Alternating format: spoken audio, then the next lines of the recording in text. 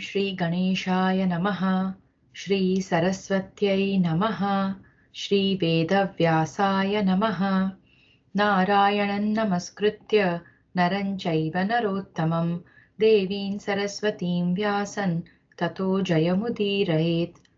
वसुदेवसुतं देवं कंसचाणूरमर्दनं देवकी परमानन्दं कृष्णं वन्दे जगद्गुरुम्। त्रयस्त्रिंशोऽध्यायः। श्रीमद्भगवद्गीतायां नवमोऽध्यायः। राजविद्या राजगुह्य योगः। ज्ञान विज्ञान और जगत की उत्पत्ति का, आसुरी और दैवी संपदा वालों का, प्रभाव सहित भगवान के स्वरूप का, सकाम निष्काम उपासना का एवं भगवत भक्ति की महिमा का वर्णन। संबंध।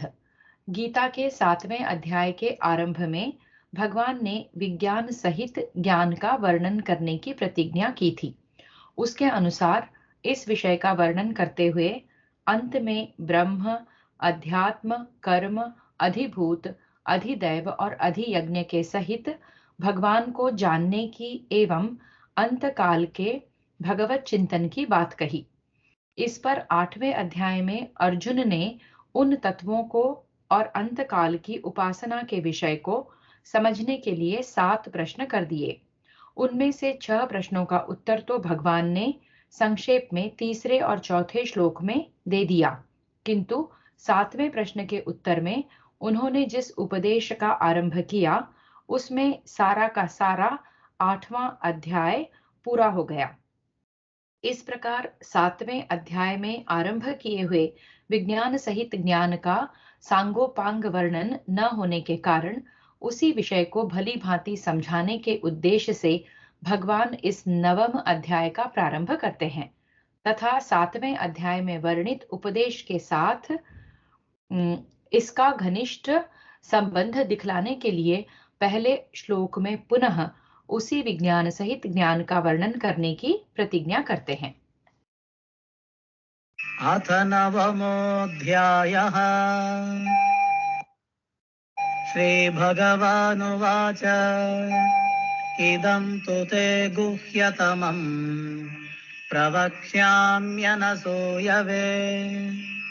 ज्ञानं विज्ञानसहितं यज्ञात्वा मोक्ष्यसे शुभात्।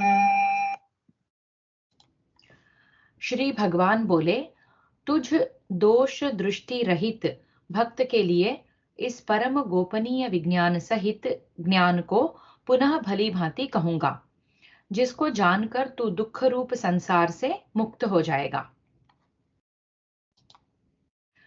संसार में और शास्त्रों में जितने भी गुप्त रखने योग्य रहस्य के विषय माने गए हैं, उन सब में समग्र रूप भगवान पुरुषोत्तम के तत्व, प्रेम, गुण, प्रभाव, विभूति और महत्व आदि के साथ उनकी शरणागति का स्वरूप सबसे बढ़कर गुप्त रखने योग्य है।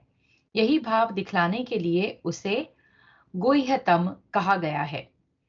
गुणवानों के गुणों को न मानना, गुणों में दोष देखना, उनकी निंदा करना एवं उन पर मिथ्या दोषों का आरोपण करना असूया है, जिसमें स्वभाव से ही यह असूया दोष बिल्कुल ही नहीं होता, उसे अनसूय कहते हैं।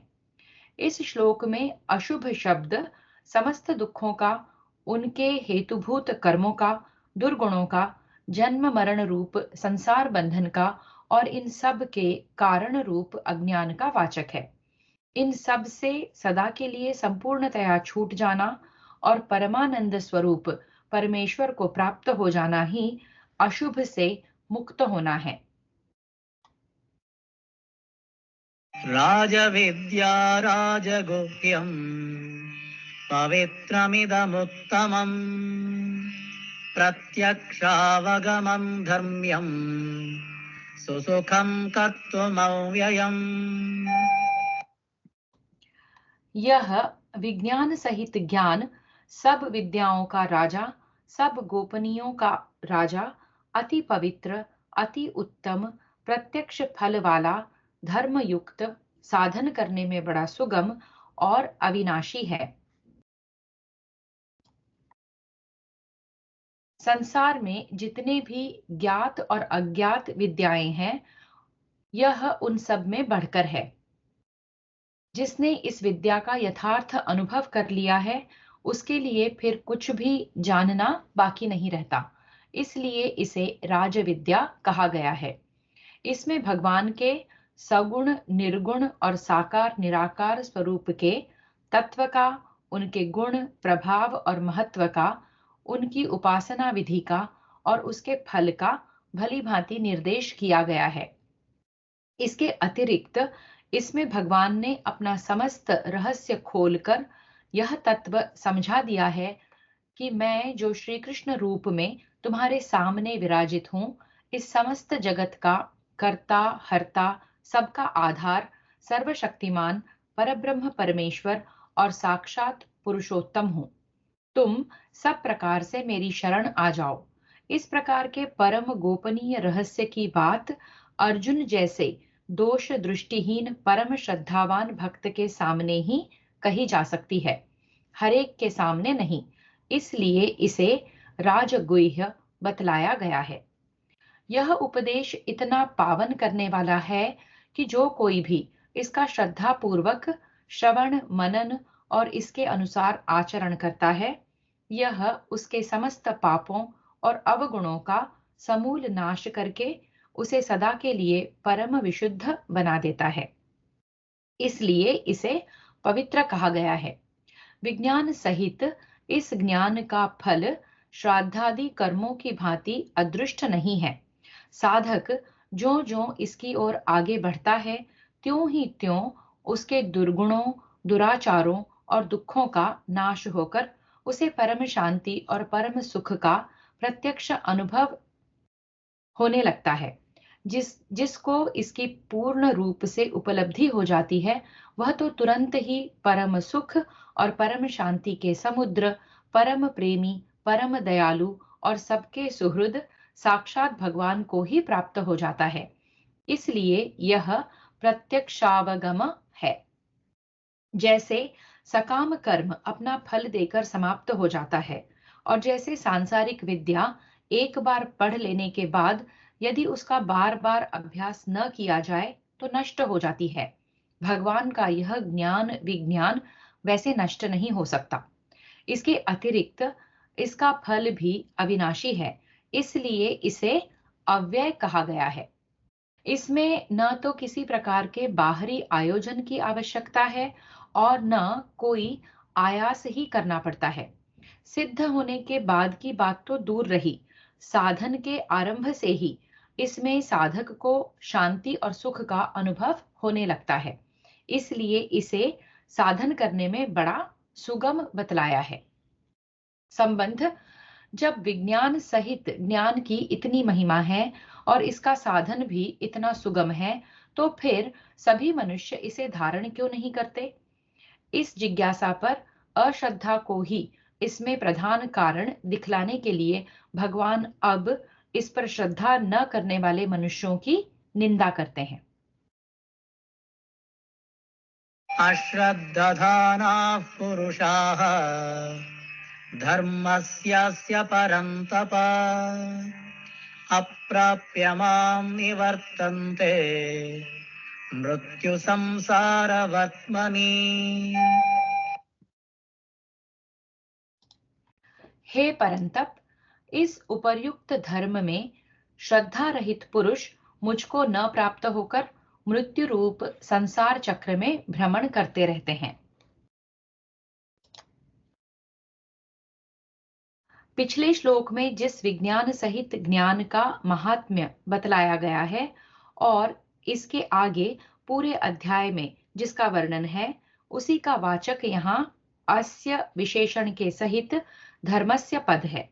इस प्रसंग में वर्णन किए हुए भगवान के स्वरूप, प्रभाव, गुण और महत्व को, उनकी प्राप्ति के उपाय को और उसके फल को सत्य न मानकर उसमें असंभावना और विपरीत भावना करना और उसे केवल रोचक उक्ति समझना आदि जो विश्वास विरोधिनी भावनाएं हैं, ये जिनमें हों वे ही श्रद्धा रहित पुरुष हैं।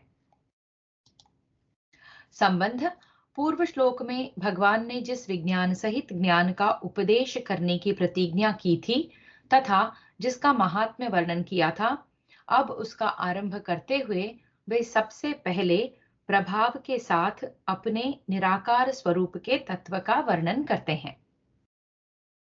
मया ततमिदं सर्वं जगदव्यक्तमूर्तिना मत्स्थानि सर्वभूतानि न चाहं तेष्वस्थितः। मुझ निराकार परमात्मा से यह सब जगत जल से बर्फ के सदृश परिपूर्ण है और सब भूत मेरे अंतर्गत संकल्प के आधार स्थित हैं, किंतु वास्तव में मैं उनमें स्थित नहीं हूं। इस श्लोक में गीता के 8वें अध्याय के 4थे श्लोक में जिस अधियज्ञ 8वें और 10वें श्लोक में परम दिव्य पुरुष, 9वें श्लोक में कवि पुराण आदि, 20वें और 21वें श्लोक में अव्यक्त अक्षर और 22वें श्लोक में भक्ति द्वारा प्राप्त होने योग्य परम पुरुष बतलाया है, उसी सर्वव्यापी सगुण निराकार स्वरूप के लक्ष्य से यहाँ अव्यक्त मूर्तिना पद का प्रयोग हुआ है। यह सब जगत से यहाँ संपूर्ण जड़ चेतन पदार्थों के सहित समस्त ब्रह्मांड समझना चाहिए। जैसे आकाश से वायु, तेज, जल, पृथ्वी, सुवर्ण से गहने, मिट्टी से उसके बने हुए बर्तन व्याप्त रहते हैं, उसी प्रकार यह सारा विश्व इसकी रचना करने वाले सगुण परमेश्वर के निराकार रूप से व्याप्त है। श्रुति कहती है, ईशावास्यमिदं सर्वं यत्किंचित् जगत्यां जगत। इस संसार में जो कुछ जड़ चेतन पदार्थ समुदाय है वह सब ईश्वर से युक्त है।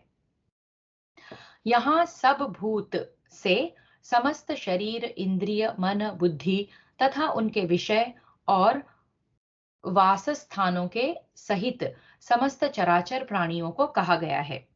भगवान ही अपनी प्रकृति को स्वीकार करके समस्त जगत की उत्पत्ति, स्थिति और प्रलय करते हैं।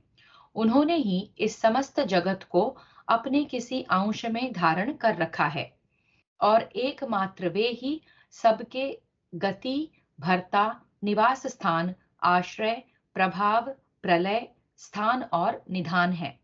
इस प्रकार सबकी स्थिति भगवान के अधीन है, इसलिए सब भूतों को भगवान में स्थित बतलाया गया है।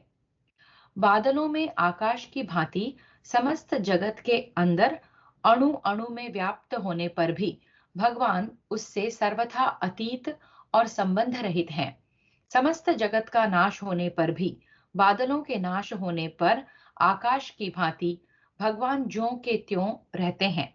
जगत के नाश से भगवान का नाश नहीं होता तथा जिस जगह इस जगत की गंध भी नहीं है, वहां भी भगवान अपनी महिमा में स्थित ही हैं। यही भाव दिखलाने के लिए भगवान ने यह बात कही है कि वास्तव में मैं उन भूतों में स्थित नहीं हूं, अर्थात मैं अपने आप में ही नित्य स्थित हूं। न च मत्स्थानि भूतानि पश्य मे योगमैश्वरम् भूतभृन्न च भूतस्थः ममात्मा भूतभावनः। वे सब भूत मुझ में स्थित नहीं हैं, किंतु मेरी ईश्वरीय योग शक्ति को देख कि भूतों का धारण पोषण करने वाला और भूतों को उत्पन्न करने वाला भी मेरा आत्मा वास्तव में भूतों में स्थित नहीं है।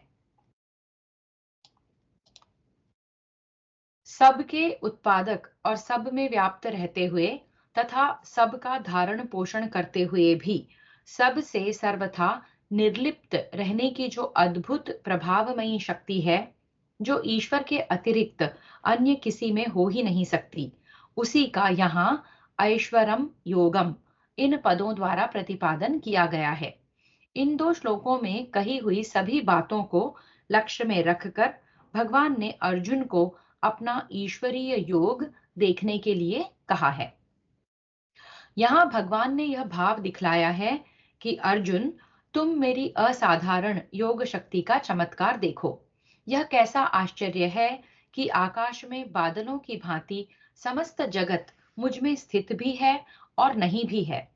बादलों का आधार आकाश है, परंतु बादल इसमें सदा नहीं रहते।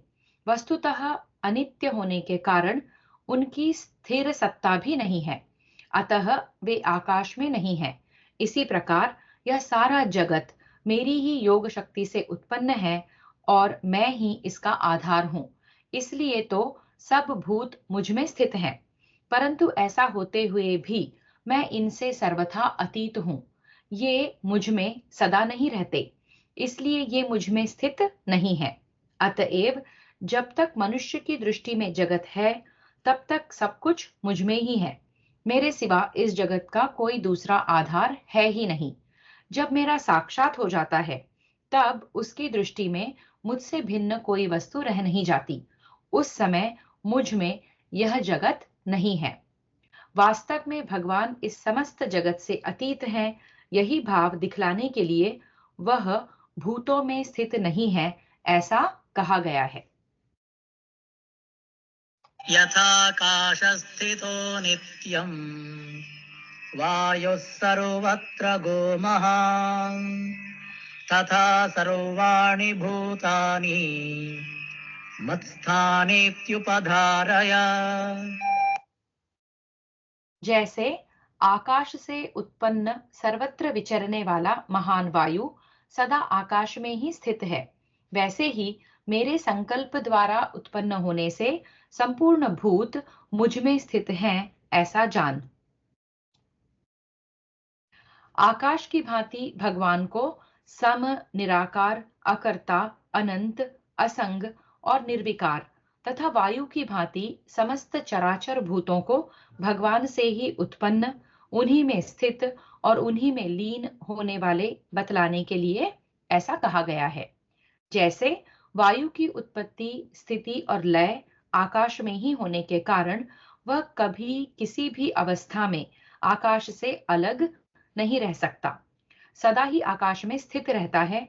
एवं ऐसा होने पर भी आकाश का वायु से और उसके गमनादि विकारों से कुछ भी संबंध नहीं है, वह सदा ही उससे अतीत है। इसी प्रकार समस्त प्राणियों की उत्पत्ति, स्थिति और लय भगवान के संकल्प के आधार होने के कारण समस्त भूत समुदाय सदा भगवान में ही स्थित रहता है। तथापि भगवान उन भूतों से सर्वथा अतीत हैं और भगवान में सदा ही सब प्रकार के विकारों का सर्वथा अभाव है। संबंध विज्ञान सहित ज्ञान का वर्णन करते हुए भगवान ने यहाँ तक प्रभाव सहित अपने निराकार स्वरूप का तत्व समझाने के लिए अपने को सब में व्यापक, सबका आधार, सबका उत्पादक, असंग, निर्विकार बतलाया। अब अपने भूत भावन स्वरूप का स्पष्टीकरण करते हुए सृष्टि रचनादि कर्मों का तत्व समझाते हैं। सर्वभूतानि कौन्तेय प्रकृतिं यान्ति मामिकाम् कल्पक्षये पुनस्तानि कल्पादौ विसृजाम्यहम्। हे अर्जुन, कल्पों के अंत में सब भूत मेरी प्रकृति को प्राप्त होते हैं, अर्थात प्रकृति में लीन होते हैं और कल्पों के आदि में उनको मैं फिर रचता हूं। शरीर, इंद्रिय, मन, बुद्धि, समस्त भोग वस्तु और वास स्थान के सहित चराचर प्राणियों का वाचक सर्वभूतानि पद है। ब्रह्मा के एक दिन को कल्प कहते हैं और उतनी ही बड़ी उनकी रात्रि होती है। इस अहोरात्र के हिसाब से जब ब्रह्मा के 100 वर्ष पूरे होकर ब्रह्मा की आयु समाप्त हो जाती है, उस काल का वाचक यहाँ कल्प क्षय है। वही कल्पों का अंत है। इसी को महाप्रलय भी कहते हैं। समस्त जगत की कारणभूता जो मूल प्रकृति है, जिसे गीता के 14वें अध्याय के 3रे श्लोक तीसरे चौथे श्लोक में महद ब्रह्म कहा है तथा जिसे अव्याकृत और प्रधान भी कहते हैं, उसका वाचक यहाँ प्रकृति शब्द है। वह प्रकृति भगवान की शक्ति है। इसी बात को दिखलाने के लिए भगवान ने इसको अपनी प्रकृति बतलाया है। कल्पों के अंत में समस्त शरीर, इंद्रिय, मन, बुद्धि, भोग सामग्री और लोकों के सहित समस्त प्राणियों का प्रकृति में लय हो जाना, अर्थात उनके गुण कर्मों के संस्कार समुदाय रूप कारण शरीर सहित उनका मूल प्रकृति में विलीन हो जाना ही सब भूतों का प्रकृति को प्राप्त होना है। कल्पों का अंत होने के बाद यानी ब्रह्मा के 100 वर्ष के बराबर समय पूरा होने पर जब पुनः जीवों के कर्मों का फल भुगतने के लिए जगत का विस्तार करने की भगवान में स्फुरणा होती है, उस काल का वाचक कल्पादि शब्द है। इसे महासर्ग का आदि भी कहते हैं। उस समय जो भगवान का सब भूतों की उत्पत्ति के लिए अपने संकल्प के द्वारा हिरण्यगर्भ ब्रह्मा को उनके लोक सहित उत्पन्न कर देना है, यही उनका सब भूतों को रचना है। प्रकृतिं स्वामवष्टभ्य विसृजामि पुनः पुनः भूतग्राममिमं कृत्स्नम् अवशं प्रकृतेर्वशात्। अपनी प्रकृति को अंगीकार करके स्वभाव के बल से परतंत्र हुए इस संपूर्ण भूत समुदाय को बार बार उनके कर्मों के अनुसार रचता हूं। सृष्टि रचनादि कार्य के लिए भगवान का जो शक्ति रूप से अपने अंदर स्थित प्रकृति को स्मरण करना है, वही उसे अंगीकार करना है। भिन्न भिन्न प्राणियों का जो अपने अपने गुण और कर्मों के अनुसार बना हुआ स्वभाव है, वही उनकी प्रकृति है। भगवान की प्रकृति समष्टि प्रकृति है और जीवों की प्रकृति उसी की एक अंशभूता व्यष्टि प्रकृति है। उस व्यष्टि प्रकृति के बंधन में पड़े रहना ही उसके बल से परतंत्र होना है। यहाँ भगवान ने उनको बार बार रचने की बात कहकर यह बात दिखलाई है कि जब तक जीव अपनी उस प्रकृति के वश में रहता है, तब तक मैं उनको बार बार इसी प्रकार प्रत्येक कल्प के आदि में उनके भिन्न भिन्न गुण कर्मों के अनुसार नाना योनियों में उत्पन्न करता रहता हूं। संबंध इस प्रकार जगत रचनादि समस्त कर्म करते हुए भी भगवान उन कर्मों के बंधन में क्यों नहीं पड़ते, अब यही तत्व समझाने के लिए भगवान आगे कहते हैं। न च महान्तानि कर्माणि निबध्नन्ति धनञ्जय उदासीनवदासीनम् असक्तं तेषु कर्मसु। हे अर्जुन, उन कर्मों में आसक्ति रहित और उदासीन के सदृश स्थित मुझ परमात्मा को वे कर्म नहीं बांधते। संपूर्ण जगत की उत्पत्ति, पालन और संहार आदि के निमित्त भगवान के द्वारा जितने भी कर्म होते हैं, उन कर्मों में या उनके फल में भगवान का किसी प्रकार भी आसक्त न होना, आसक्ति रहित रहना और केवल अध्यक्षता मात्र से प्रकृति द्वारा प्राणियों के गुण कर्मानुसार उनकी उत्पत्ति आदि के लिए की जाने वाली चेष्टा में कर्तृत्व अभिमान से तथा पक्षपात से रहित होकर निर्लिप्त रहना, उन कर्मों में उदासीन के सदृश स्थित रहना है। इसी कारण वे कर्म भगवान को नहीं बांधते। मयाध्यक्षेण प्रकृतिः सूयते सचराचरम् हेतुनानेन कौन्तेय जगद्विपरिवर्तते।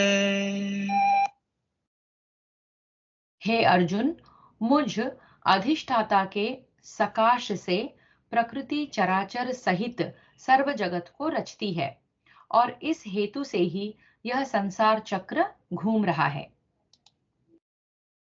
जिस प्रकार किसान अपनी अध्यक्षता में पृथ्वी के साथ स्वयं बीज का संबंध कर देता है, फिर पृथ्वी उन बीजों के अनुसार भिन्न भिन्न पौधों को उत्पन्न करती है, उसी प्रकार भगवान अपनी अध्यक्षता में चेतन समूह रूप बीज का प्रकृति रूपी भूमि के साथ संबंध कर देते हैं। इस प्रकार जड़ चेतन का संयोग कर कर दिए जाने पर यह प्रकृति समस्त चराचर जगत को कर्मानुसार भिन्न भिन्न योनियों में उत्पन्न कर देती है। यहाँ भगवान ने अपने को जगत का रचयिता बतलाया है, वहां यह बात भी समझ लेनी चाहिए कि वस्तुतः भगवान स्वयं कुछ नहीं करते। वे अपनी शक्ति प्रकृति को स्वीकार करके उसके द्वारा जगत की रचना करते हैं, और जहां प्रकृति को सृष्टि रचनादि कार्य करने वाली कहा गया है, वहां उसी के साथ यह बात भी समझ लेनी चाहिए कि भगवान की अध्यक्षता में उनसे सत्ता स्फूर्ति पाकर ही प्रकृति सब कुछ करती है। जब तक उसे भगवान का सहारा नहीं मिलता, तब तक वह जड़ प्रकृति कुछ भी नहीं कर सकती। इसीलिए भगवान ने 8वें श्लोक में यह कहा है कि मैं अपनी प्रकृति को स्वीकार करके जगत की रचना करता हूँ। और इस श्लोक में यह कहते हैं कि मेरी अध्यक्षता में प्रकृति जगत की रचना करती है। वस्तुतः दो तरह की युक्तियों से एक ही तत्व समझाया गया है। संबंध अपनी प्रतिज्ञा के अनुसार विज्ञान सहित ज्ञान का वर्णन करते हुए भगवान ने 4 से 6 श्लोक तक प्रभाव सहित सगुण निराकार स्वरूप का तत्व समझाया। फिर 7वें से 10वें श्लोक तक सृष्टि रचनादि समस्त कर्मों में अपनी असंगता और निर्विकारता दिखलाकर उन कर्मों की दिव्यता का तत्व बतलाया। अब अपने सगुण साकार रूप का महत्व, उसकी भक्ति का प्रकार और उसके गुण और प्रभाव का तत्व समझाने के लिए पहले 2 श्लोकों में उसके प्रभाव को न जानने वाले असुर प्रकृति के मनुष्यों की निंदा करते हैं। अवजानन्ति मां मूढाः मानुषीं तनुमाश्रितम् परं भावमजानन्तः मम भूतमहेश्वरम्। मेरे परम भाव को न जानने वाले मूढ़ लोग मनुष्य का शरीर धारण करने वाले मुझ संपूर्ण भूतों के महान ईश्वर को तुच्छ समझते हैं, अर्थात अपनी योग माया से संसार के उद्धार के लिए मनुष्य रूप में विचरते हुए मुझ परमेश्वर को साधारण मनुष्य मानते हैं।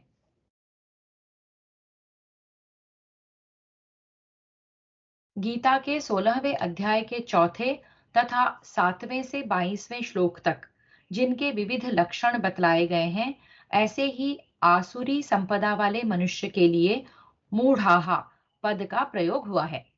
4 से 6 श्लोक तक भगवान के जिस सर्वव्यापकत्व आदि प्रभाव का वर्णन किया गया है, जिसको ऐश्वर्य योग कहा है, तथा गीता के 7वें अध्याय के 24वें श्लोक में जिस परम भाव को न जानने की बात कही है, भगवान के उस सर्वोत्तम प्रभाव का ही वाचक यहाँ परम विशेषण के सहित भाव शब्द है। सर्वाधार, सर्वव्यापी, सर्वशक्तिमान और सबके हर्ता कर्ता परमेश्वर ही सब जीवों पर अनुग्रह करके सबको अपनी शरण प्रदान करने और धर्म संस्थापन, भक्त उद्धार आदि अनेकों लीला कार्य करने के लिए अपनी योग माया से मनुष्य रूप में अवतीर्ण हुए हैं। इस रहस्य को न समझना और इस पर विश्वास न करना ही उस परम भाव को न जानना है। महाभारत के भीष्म पर्व के 66वें अध्याय में बतलाया है, सब लोगों के महान ईश्वर भगवान वासुदेव सबके पूजनीय हैं। उन महान वीर्यवान शंख चक्र गदाधारी वासुदेव को मनुष्य समझकर कभी उनकी अवज्ञा नहीं करनी चाहिए।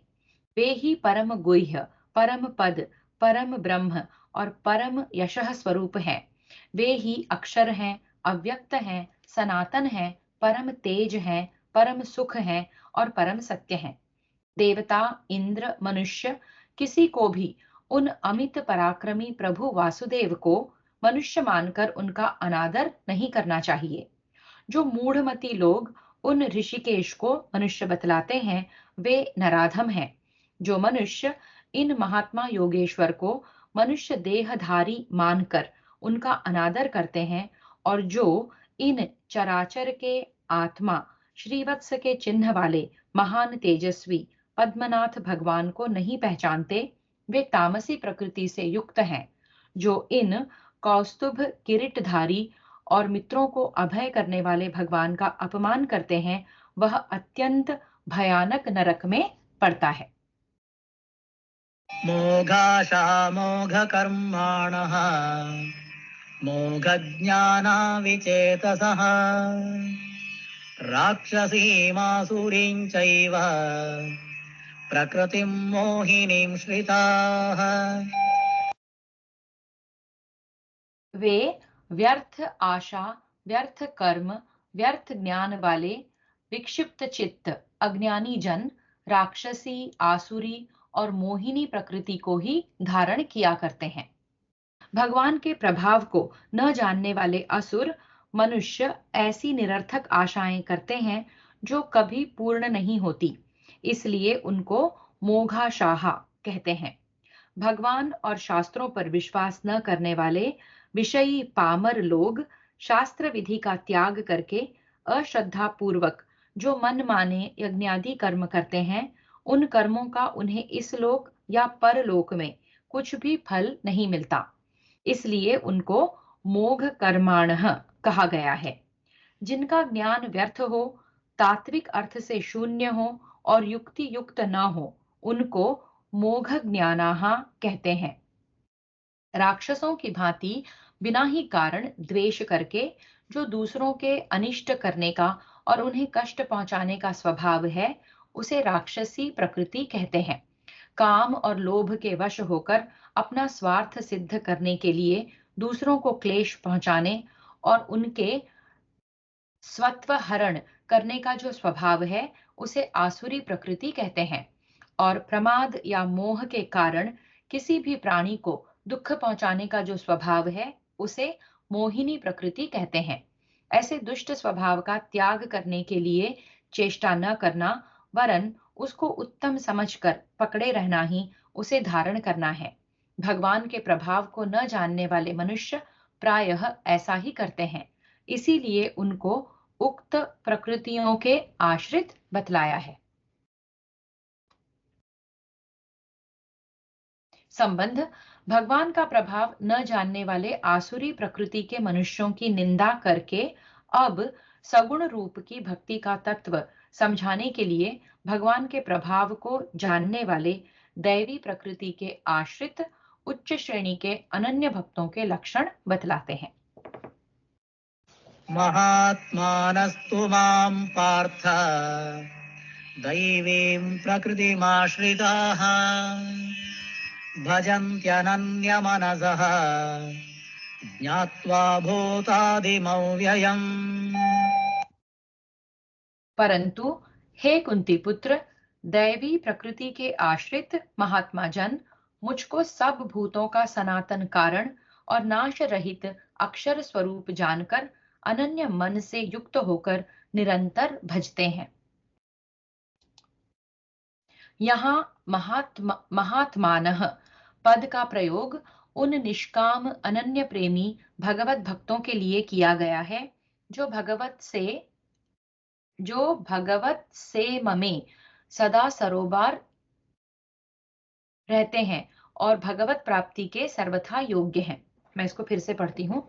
यहाँ महात्मानः पद का प्रयोग उन निष्काम अनन्य प्रेमी भगवत भक्तों के लिए किया गया है जो भगवत से ममे सदा सराबोर रहते हैं और भगवत प्राप्ति के सर्वथा योग्य हैं।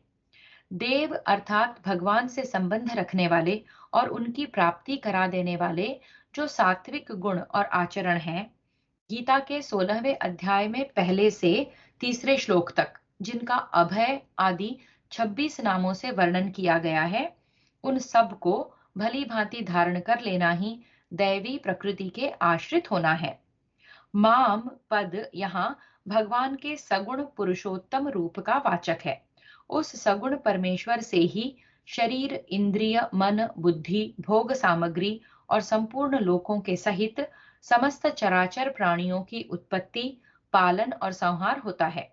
इस तत्व को सम्यक प्रकार से समझ लेना ही भगवान को सब भूतों का आदि समझना है।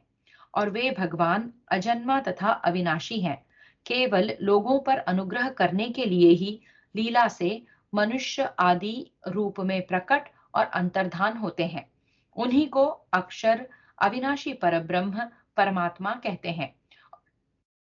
और समस्त भूतों का नाश होने पर भी भगवान का नाश नहीं होता। इस बात को यथार्थतः समझना ही भगवान को अविनाशी समझना है। जिनका मन भगवान के सिवा अन्य किसी भी वस्तु में नहीं रमता और क्षण मात्र का भी भगवान का वियोग जिनको असह्य प्रतीत होता है, ऐसे भगवान के अनन्य प्रेमी भक्त निरंतर भगवान को भजते रहते हैं। सततं कीर्तयन्तो माम् यतन्तश्च दृढौ व्रताः नमस्यन्तश्च मां भक्त्या नित्ययुक्ता उपासते। वे दृढ़ निश्चय वाले भक्तजन निरंतर मेरे नाम और गुणों का कीर्तन करते हुए तथा मेरी प्राप्ति के लिए यत्न करते हुए और मुझको बार बार प्रणाम करते हुए सदा मेरे ध्यान में युक्त होकर अनन्य प्रेम से मेरी उपासना करते हैं। सततम पद यहाँ नित्य निरंतर समय का वाचक है और इसका खास संबंध उपासना के साथ है। कीर्तन, नमस्कार आदि सब उपासना के ही अंग होने के कारण प्रकारांतर से उन सब के साथ भी इसका संबंध है।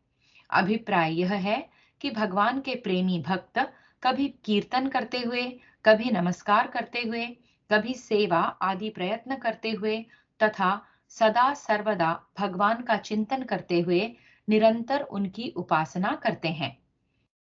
यतन्तः पद का यह भाव है कि वे प्रेमी भक्त भगवान की पूजा सबको भगवान का स्वरूप समझकर उनकी सेवा और भगवान के भक्तों द्वारा भगवान के गुण, प्रभाव और चरित्र आदि का श्रवण आदि उत्साह और तत्परता के साथ करते रहते हैं। भगवान के प्रेमी भक्तों का निश्चय, उनकी श्रद्धा, उनके विचार और नियम सभी अत्यंत दृढ़ होते हैं। बड़ी से बड़ी विपत्तियों और प्रबल विघ्नों के समूह भी उन्हें अपने साधन और विचार से विचलित नहीं कर सकते। इसलिए उनको दृढ़ व्रताः, दृढ़ निश्चय वाले कहा गया है। जो चलते फिरते, उठते बैठते, सोते जागते और सब कुछ करते समय तथा एकांत में ध्यान करते समय नित्य निरंतर भगवान का चिंतन करते रहते हैं, उन्हें नित्य युक्ताः कहते हैं। कथा, व्याख्यान आदि के द्वारा भक्तों के सामने भगवान के गुण, प्रभाव, महिमा और चरित्र आदि का वर्णन करना, अकेले अथवा दूसरे बहुत से लोगों के साथ मिलकर भगवान को अपने सम्मुख समझते हुए उनके पवित्र नामों का जप अथवा उच्च स्वर से कीर्तन करना और दिव्य स्तोत्र तथा सुंदर पदों के द्वारा भगवान की स्तुति प्रार्थना करना आदि भगवान नाम गुणगान संबंधी सभी चेष्टाएं कीर्तन के अंतर्गत हैं। भगवान के मंदिरों में जाकर अर्चा विग्रह रूप भगवान को, अपने घर में भगवान की प्रतिमा या चित्रपट को, भगवान के नामों को, भगवान के चरण और चरण पादुकाओं को एवं सबको भगवान का स्वरूप समझकर या सबके हृदय में भगवान विराजित हैं ऐसा जानकर संपूर्ण प्राणियों को यथा योग्य विनय पूर्वक श्रद्धा भक्ति के साथ गदगद होकर मन, वाणी और शरीर के द्वारा नमस्कार करना, यही भगवान को प्रणाम करना है। श्रद्धा और अनन्य प्रेम के साथ उपर्युक्त साधनों को निरंतर करते रहना, यही अनन्य प्रेम से भगवान की उपासना करना है। संबंध भगवान के गुण प्रभाव आदि को जानने वाले अनन्य प्रेमी भक्तों के भजन का प्रकार बतलाकर अब भगवान उनसे भिन्न श्रेणी के उपासकों की उपासना प्रकार बतलाते हैं। ज्ञानयज्ञेन चाप्यन्ये यजन्तो मामुपासते एकत्वेन पृथक्त्वेन बहुधा विश्वतो मुखम्। दूसरे ज्ञान योगी मुझ निर्गुण निराकार ब्रह्म का ज्ञान यज्ञ के द्वारा अभिन्न भाव से पूजन करते हुए भी मेरी उपासना करते हैं, और दूसरे मनुष्य बहुत प्रकार से स्थित मुझ विराट स्वरूप परमेश्वर की पृथक भाव से उपासना करते हैं।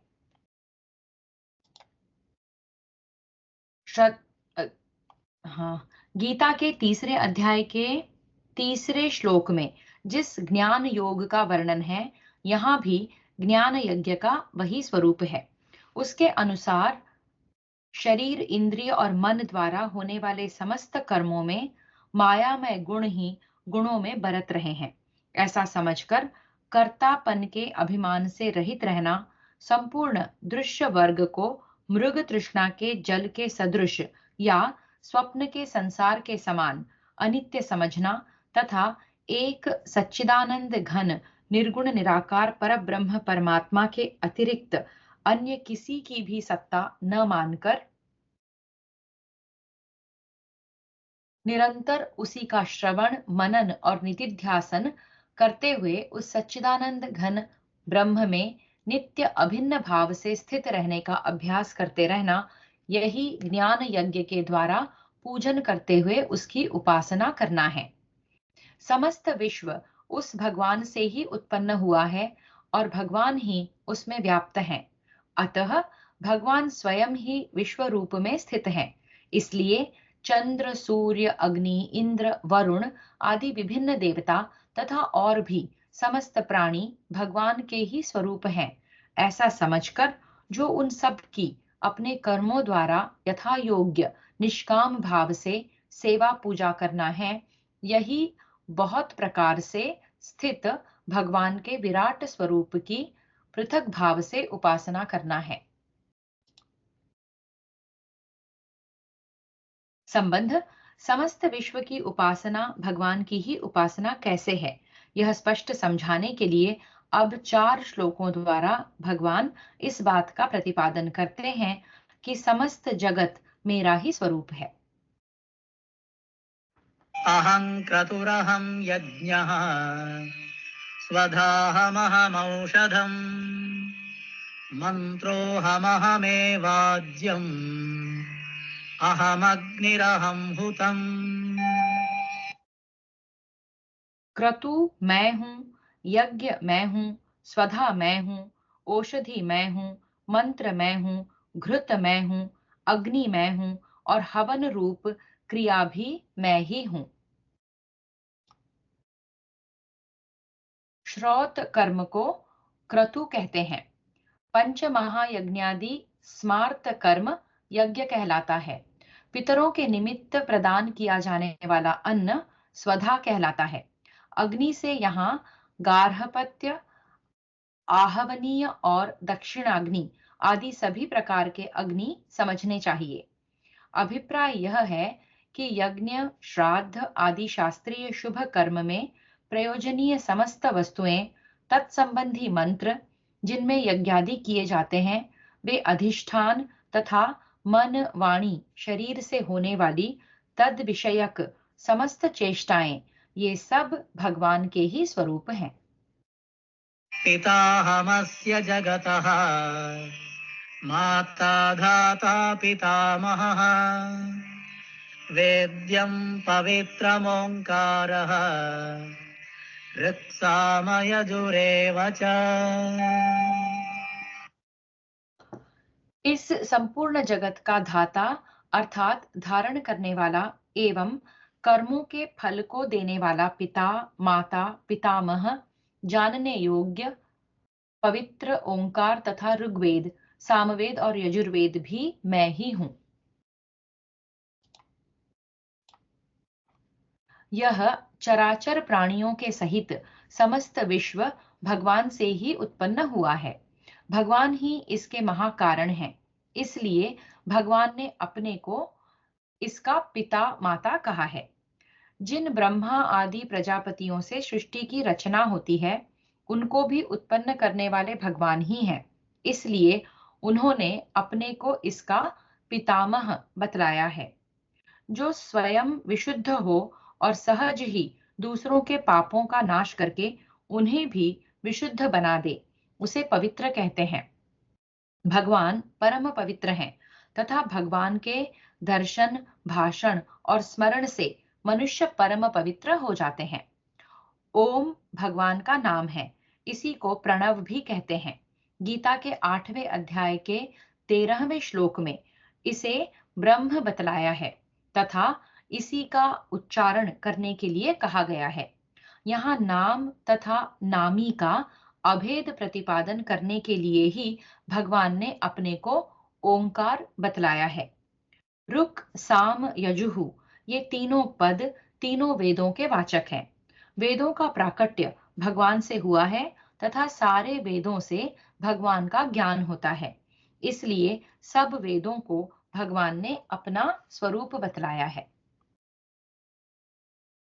गतिर्भर्ता प्रभुः साक्षी निवासः शरणं सुहृत् प्रभवः प्रलयस्थानं निधानं बीजमव्ययम्। प्राप्त होने योग्य परम धाम, भरण पोषण करने वाला, सबका स्वामी, शुभक्त देखने वाला, सबका वास स्थान, शरण लेने योग्य, प्रत्युपकार न चाहकर हित करने वाला, सबकी उत्पत्ति प्रलय का हेतु, स्थिति का आधार, निधान और अविनाशी कारण भी मैं ही हूँ। प्राप्त करने की वस्तु का नाम गति है। सबसे बढ़कर प्राप्त करने की वस्तु एकमात्र भगवान ही है। इसलिए उन्होंने अपने को गति कहा है। परागति, परमागति, अविनाशी पद आदि नाम भी इसी के हैं।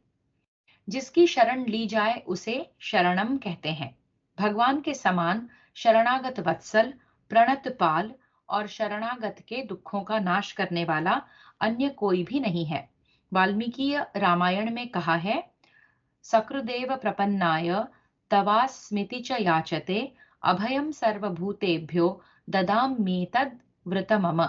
अर्थात एक बार भी मैं तेरा हूं यो कहकर मेरी शरण में आए हुए और मुझसे अभय चाहने वाले को मैं सभी भूतों से अभय कर देता हूं। यह मेरा व्रत है। इसलिए भगवान ने अपने को शरण कहा है। भगवान समस्त प्राणियों के बिना ही कारण उपकार करने वाले परम हितैषी और सबके साथ अतिशय प्रेम करने वाले परम बंधु हैं। इसलिए उन्होंने अपने को सुहृद कहा है। जिसका कभी नाश न हो उसे अव्यय कहते हैं। भगवान समस्त चराचर भूत प्राणियों के अविनाशी कारण हैं। सबकी उत्पत्ति उन्हीं से होती है।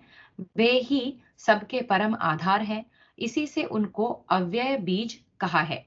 गीता के 7वें अध्याय के 10वें श्लोक में उन्हीं को सनातन बीज और 10वें अध्याय के 39वें श्लोक में सब भूतों का बीज बतलाया गया है।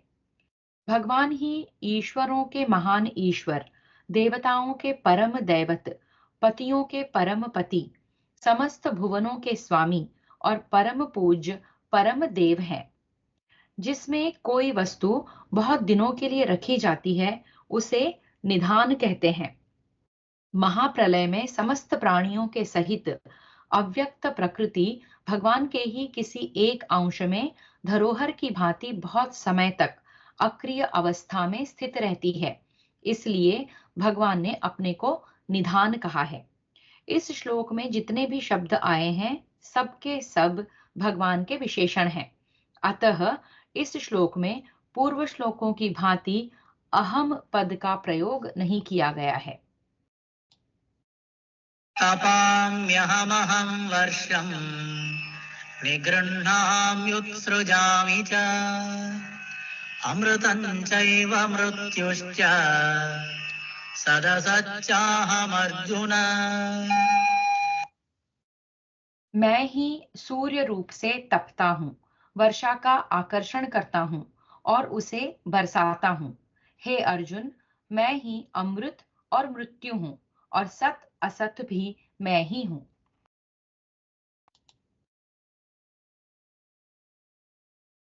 इस कथन से भगवान ने यह भाव दिखलाया है कि अपनी किरणों द्वारा समस्त जगत को उष्णता और प्रकाश प्रदान करने वाला तथा समुद्र आदि स्थानों से जल को उठाकर रोक रखने वाला तथा उसे लोकहितार्थ मेघों के द्वारा यथा समय यथा योग्य वितरण करने वाला सूर्य भी मेरा ही स्वरूप है। वास्तव में अमृत तो एक भगवान ही है, जिनकी प्राप्ति हो जाने पर मनुष्य सदा के लिए मृत्यु के पाश से मुक्त हो जाता है। इसलिए भगवान ने अपने को अमृत कहा है। इसलिए मुक्ति को भी अमृत कहते हैं। सबका नाश करने वाले काल को मृत्यु कहते हैं। भगवान ही यथा समय लोकों का संहार करने के लिए महाकाल रूप धारण किए रहते हैं। वे काल के भी काल हैं। इसलिए भगवान ने मृत्यु को अपना स्वरूप बतलाया है। जिसका कभी अभाव नहीं होता, उस अविनाशी आत्मा को सत कहते हैं और नाशवान अनित्य वस्तु मात्र का नाम असत है। इन्हीं दोनों को गीता के 15वें अध्याय में अक्षर और क्षर पुरुष के नाम से कहा गया है। ये दोनों ही भगवान से अभिन्न हैं। इसलिए भगवान ने सत और असत को अपना स्वरूप कहा है। संबंध 13वें से 15वें श्लोक तक अपने सगुण, निर्गुण और विराट रूप की उपासनाओं का वर्णन करके भगवान ने 19वें श्लोक तक समस्त विश्व को अपना स्वरूप बतलाया। समस्त विश्व मेरा ही स्वरूप होने के कारण इंद्रादि अन्य देवों की उपासना भी प्रकारांतर से मेरी ही उपासना है। परंतु ऐसा न जानकर फलासक्ति पूर्वक पृथक पृथक भाव से उपासना करने वालों को मेरी प्राप्ति न होकर विनाशी फल ही मिलता है। इसी बात को दिखलाने के लिए अब 2 श्लोकों में भगवान उस उपासना का फल सहित वर्णन करते हैं। त्रैविद्यामां सोमपाः पूतपापाः यज्ञैरिष्ट्वा स्वर्गतिं प्रार्थयन्ते ते पुण्यमासाद्य सुरेन्द्रलोकम् अश्नन्ति दिव्यान् दिवि देवभोगान्। तीनों वेदों में विधान किए हुए सकाम कर्मों को करने वाले, सोम रस को पीने वाले, पाप रहित पुरुष मुझको यज्ञों के द्वारा पूज कर स्वर्ग की प्राप्ति चाहते हैं। ये पुरुष अपने पुण्यों के फल रूप स्वर्ग लोक को प्राप्त होकर स्वर्ग में दिव्य देवताओं के भोगों को भोगते हैं। रुक, यजुः और साम इन तीनों वेदों को वेदत्रयी अथवा त्रिविद्या कहते हैं। इन तीनों वेदों में वर्णित नाना प्रकार के यज्ञों की विधि और उनके फल में श्रद्धा प्रेम रखने वाले एवं उनके अनुसार सकाम कर्म करने वाले मनुष्यों को त्रैविद्य कहते हैं। यज्ञों में सोमलता के रसपान की जो विधि बतलाई गई है, उस विधि से सोमलता के रसपान करने वालों को सोमपा कहते हैं।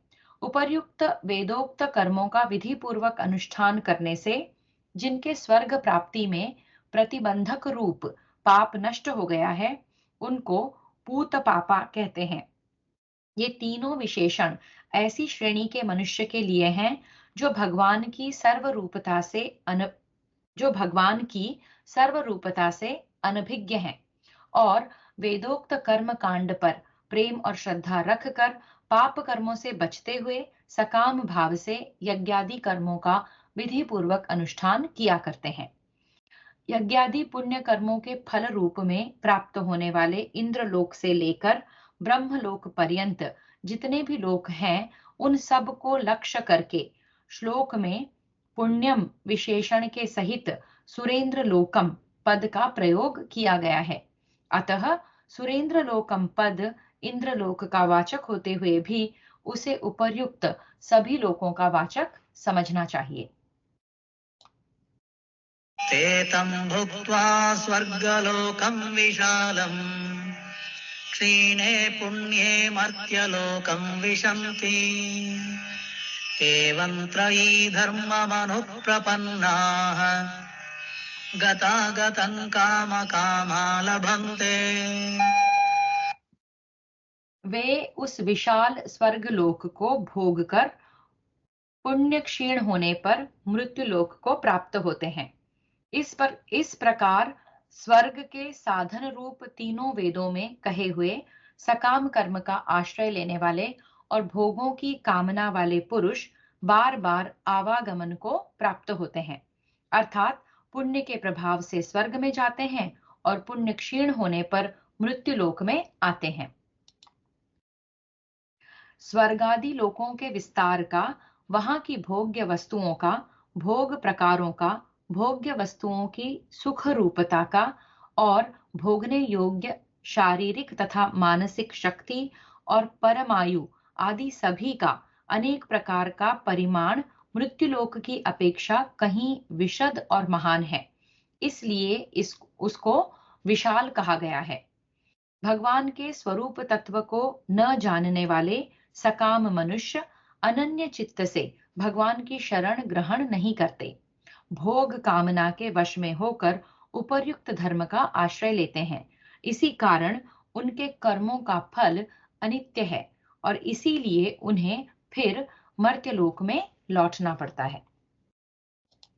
अनन्याश्चिन्तयन्तो माम् ये जनाः पर्युपासते तेषां नित्याभियुक्तानां योगक्षेमं वहाम्यहम्। किंतु जो अनन्य प्रेमी भक्तजन मुझ परमेश्वर को निरंतर चिंतन करते हुए निष्काम भाव से भजते हैं, उन नित्य निरंतर मेरा चिंतन करने वाले पुरुषों को योग क्षेम मैं स्वयं प्राप्त करा देता हूं। जिनका संसार के समस्त भोगों से प्रेम हटकर केवल मात्र भगवान में ही अटल और अचल प्रेम हो गया है, भगवान का वियोग जिनके लिए असह्य है, जिनका भगवान से भिन्न दूसरा कोई भी उपास्य देव नहीं है और जो भगवान को ही परम आश्रय, परम गति और परम प्रेमास्पद मानते हैं, ऐसे अनन्य प्रेमी एकनिष्ठ भक्तों का विशेषण अनन्याः पद है। सगुण भगवान पुरुषोत्तम के गुण, प्रभाव, तत्व और रहस्य को समझकर चलते फिरते, उठते बैठते, सोते जागते और एकांत में साधन करते, सब समय निरंतर अविच्छिन्न रूप से उनका चिंतन करते हुए उन्हीं के आज्ञानुसार निष्काम भाव से उन्हीं की प्रसन्नता के लिए चेष्टा करते रहना, यही उनका चिंतन करते हुए भजन करना है। अप्राप्त की प्राप्ति का नाम योग और प्राप्त की रक्षा का नाम क्षेम है। अतः भगवान की प्राप्ति के लिए जो साधन उन्हें प्राप्त हैं, सब प्रकार की विघ्न बाधाओं से बचाकर उसकी रक्षा करना और जिस साधन की कमी है उसकी पूर्ति करके स्वयं अपनी प्राप्ति करा देना, यही उन प्रेमी भक्तों का योग क्षेम चलाना है। भक्त प्रहलाद का जीवन उसका सुंदर उदाहरण है। हिरण्यकशिपु द्वारा उसके साधन में बड़े बड़े विघ्न उपस्थित किए जाने पर भी सब प्रकार से भगवान ने उसकी रक्षा करके अंत में उसे अपनी प्राप्ति करवा दी। जो पुरुष भगवान के ही परायण होकर अनन्य चित्त से उनका प्रेम पूर्वक निरंतर चिंतन करते हुए ही सब कार्य करते हैं, अन्य किसी भी विषय की कामना, अपेक्षा और चिंता नहीं करते, उनके जीवन निर्वाह का सारा भार भी भगवान पर रहता है। अतः वे सर्वशक्तिमान, सर्वज्ञ, सर्वदर्शी, परम सुहृद भगवान ही अपने भक्त का लौकिक और पारमार्थिक सब प्रकार का योग क्षेम चलाते हैं। येऽप्यन्यदेवता भक्ताः यजन्ते श्रद्धयान्विताः तेऽपि मामेव कौन्तेय यजन्त्यविधिपूर्वकम्। हे अर्जुन, यद्यपि श्रद्धा से युक्त जो सकाम भक्त दूसरे देवताओं को पूजते हैं, वे भी मुझको ही पूजते हैं, किंतु उनका वह पूजन अविधि पूर्वक अर्थात अज्ञान पूर्वक है। वेद शास्त्रों में वर्णित देवता, उनकी उपासना और स्वर्ग आदि की प्राप्ति रूप उसके फल पर जिनका आदर पूर्वक दृढ़ विश्वास हो, उनको यहाँ श्रद्धा से युक्त कहा गया है। और इस विशेषण का प्रयोग करके यह भाव दिखलाया गया है कि जो बिना श्रद्धा के दंभ पूर्वक यज्ञादि कर्मों द्वारा देवताओं का पूजन करते हैं, वे इस श्रेणी में नहीं आ सकते। उनकी गणना तो आसुरी प्रकृति के मनुष्यों में है। जिस कामना की सिद्धि के लिए जिस देवता की पूजा का शास्त्र में विधान है, उस देवता की शास्त्रोक्त यज्ञादि कर्मों द्वारा श्रद्धा पूर्वक पूजा करना दूसरे देवताओं की पूजा करना है। समस्त देवता भी भगवान के ही अंगभूत हैं। भगवान ही सबके स्वामी हैं और वस्तुतः भगवान ही उनके रूप में प्रकट हैं। इस तत्व को न जानकर उन देवताओं को भगवान से भिन्न समझकर सकाम भाव से जो उनकी पूजा करना है, यही भगवान की अविधि पूर्वक पूजा है। अहं हि सर्वयज्ञानां भोक्ता च प्रभुरेव च न तु मामभिजानन्ति तत्त्वेनागस्त्यवन्ति ते। क्योंकि संपूर्ण यज्ञों का भोक्ता और स्वामी भी मैं ही हूं, परंतु वे मुझ परमेश्वर को तत्व से नहीं जानते, इसी से गिरते हैं अर्थात पुनर्जन्म को प्राप्त होते हैं। यह सारा विश्व भगवान का ही विराट रूप होने के कारण भिन्न भिन्न यज्ञ पूजादि कर्मों के भोक्ता रूप में माने जाने वाले जितने भी देवता हैं, सब भगवान के ही अंग हैं तथा भगवान ही उन सब के आत्मा हैं। अतः उन देवताओं के रूप में भगवान ही समस्त यज्ञादि कर्मों के भोक्ता हैं। भगवान ही अपनी योग शक्ति के द्वारा संपूर्ण जगत की उत्पत्ति, स्थिति और प्रलय करते हुए सबको यथा योग्य नियम में चलाते हैं। वे ही इंद्र, वरुण, यमराज, प्रजापति आदि जितने भी लोकपाल और देवतागण हैं, उन सब के नियंता हैं। इसलिए वही सबके प्रभु अर्थात महेश्वर है। संबंध: भगवान के भक्त आवागमन को प्राप्त नहीं होते और अन्य देवताओं के उपासक आवागमन को प्राप्त होते हैं। इसका क्या कारण है? इस जिज्ञासा पर उपास्य के स्वरूप और उपासक के भाव से उपासना के फल में भेद होने का नियम बतलाते हैं। यान्ति देवव्रता देवान् पितॄन्यान्ति पितृव्रताः भूतानि यान्ति भूतेज्याः यान्ति मद्याजिनोऽपि माम्। देवताओं को पूजने वाले देवताओं को प्राप्त होते हैं, पितरों को पूजने वाले पितरों को प्राप्त होते हैं, भूतों को पूजने वाले भूतों को प्राप्त होते हैं और मेरा पूजन करने वाले भक्त मुझको ही प्राप्त होते हैं। इसलिए मेरे भक्तों का पुनर्जन्म नहीं होता। देवताओं की पूजा करना, उनकी पूजा के लिए बतलाए हुए नियमों का पालन करना, उनके निमित्त यज्ञादि का अनुष्ठान करना, उनके मंत्र का जप करना और उनके निमित्त ब्राह्मण भोजन कराना इत्यादि सभी बातें देवताओं के व्रत हैं। इनका पालन करने वाले मनुष्य को अपनी उपासना के फल स्वरूप जो उन देवताओं के लोकों की, उनके सदृश भोगों की अथवा उनके जैसे रूप की प्राप्ति होती है, वही देवताओं को प्राप्त होना है। पितरों के लिए यथाविधि श्राद्ध तर्पण करना, उनके निमित्त ब्राह्मणों को भोजन कराना, हवन करना, जप करना, पाठ पूजा करना तथा उनके लिए शास्त्र में बतलाए हुए व्रत और नियमों का भली भांति पालन करना आदि पितरों के व्रत हैं। और जो मनुष्य सकाम भाव से इन व्रतों का पालन करते हैं, वे मरने के बाद पितृलोक में जाते हैं और वहां जाकर उन पितरों के जैसे स्वरूप को प्राप्त करके उनके जैसे भोग भोगते हैं। यही पितरों का प्राप्त होना है। ये भी अधिक से अधिक देवताओं या दिव्य पितरों की आयु पर्यंत ही वहां रह सकते हैं। अंत में इनका भी पुनरागमन होता है। यहाँ देव और पितरों की पूजा का निषेध नहीं समझना चाहिए। देव पितृ पूजा तो यथाविधि अपने अपने वर्णाश्रम के अधिकारानुसार सबको अवश्य ही करनी चाहिए, परंतु वह पूजा यदि सकाम भाव से होती है तो अपना अधिक से अधिक फल देकर नष्ट हो जाती है, और यदि कर्तव्य बुद्धि से भगवत आज्ञा मानकर या भगवत पूजा समझकर की जाती है तो वह भगवत प्राप्ति रूप महान फल में कारण होती है। इसलिए यहाँ समझना चाहिए कि देव पितृकर्म तो अवश्य ही करें, परंतु उनमें निष्काम भाव लाने का प्रयत्न करें।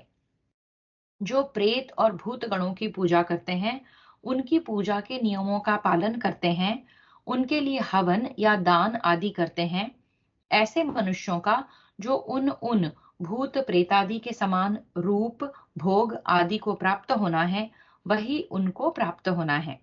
भूत प्रेतों की पूजा तामसी है तथा अनिष्ट फल देने वाली है, इसलिए उसको नहीं करना चाहिए। जो पुरुष भगवान के सगुण निराकार अथवा साकार किसी भी रूप का सेवन पूजन और भजन ध्यान आदि करते हैं, समस्त कर्म उनके अर्पण करते हैं, उनके नाम का जप करते हैं, गुणानुवाद सुनते हैं, गाते हैं तथा इसी प्रकार भगवत भक्ति विषयक अनेक प्रकार के साधन करते हैं, वे भगवान का पूजन करने वाले भक्त और उनका भगवान के दिव्य लोक में जाना, भगवान के समीप रहना, उनके जैसे ही दिव्य रूप को प्राप्त होना अथवा उनमें लीन हो जाना, यही भगवान को प्राप्त होना है। संबंध भगवान की भक्ति का भगवत प्राप्ति रूप महान फल होने पर भी उसके साधन में कोई कठिनता नहीं है, बल्कि उसका साधन बहुत ही सुगम है। यही बात दिखलाने के लिए भगवान कहते हैं, पत्रं पुष्पं फलं तोयं यो मे भक्त्या प्रयच्छति तदहं भक्त्युपहृतम् अष्टामि प्रयतात्मनः। जो कोई भक्त मेरे लिए प्रेम से पत्र पुष्प फल जल आदि अर्पण करता है, उस शुद्ध बुद्धि निष्काम प्रेमी भक्त का प्रेम पूर्वक अर्पण किया हुआ वह पत्र पुष्प आदि मैं सगुण रूप से प्रकट होकर प्रीति सहित खाता हूँ। पत्र पुष्प आदि कोई भी वस्तु जो प्रेम पूर्वक समर्पण की जाती है, उसे भक्त्युपहृत कहते हैं।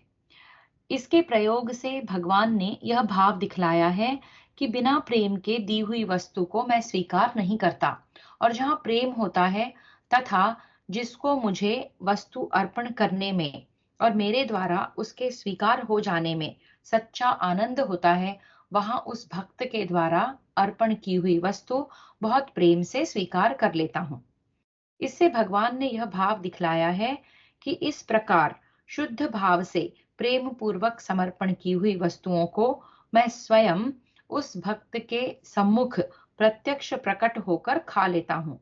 अर्थात जब मनुष्य आदि के रूप में अवतीर्ण होकर संसार में विचरता हूँ, तब तो उस रूप में वहां पहुंचकर और अन्य समय में उस भक्त के इच्छानुसार रूप में प्रकट होकर उसकी दी हुई वस्तु का भोग लगाकर उसे कृतार्थ कर देता हूँ। इससे भगवान ने यह भाव दिखलाया है कि किसी भी वर्ण आश्रम और जाति का कोई भी मनुष्य पत्र पुष्प फल जल आदि मेरे अर्पण कर सकता है। बल, रूप, धन, आयु, जाति, गुण, विद्या आदि के कारण मेरी किसी में भेद बुद्धि नहीं है। अवश्य ही अर्पण करने वाले का भाव विदुर और शबरी आदि की भांति सर्वथा शुद्ध और प्रेमपूर्ण होना चाहिए। यहाँ पत्र, पुष्प, फल और जल का नाम लेकर यह भाव दिखलाया गया है कि जो वस्तु साधारण मनुष्यों को बिना किसी परिश्रम, हिंसा, व्यय के अनायास मिल सकती है, ऐसी कोई भी वस्तु भगवान के अर्पण की जा सकती है। भगवान पूर्ण काम होने के कारण वस्तु के भूखे नहीं हैं, उनको तो केवल प्रेम की ही आवश्यकता है। मुझ जैसे साधारण से साधारण मनुष्य द्वारा अर्पण की हुई छोटी से छोटी वस्तु भी भगवान सहर्ष स्वीकार कर लेते हैं। यह उनकी कैसी महत्ता है। इस भाव से भावित होकर प्रेम विह्वल चित्त से किसी भी वस्तु को भगवान के समर्पण करना, उसे भक्ति पूर्वक भगवान के अर्पण करना है। जिसका अंतःकरण शुद्ध हो उसे शुद्ध बुद्धि कहते हैं।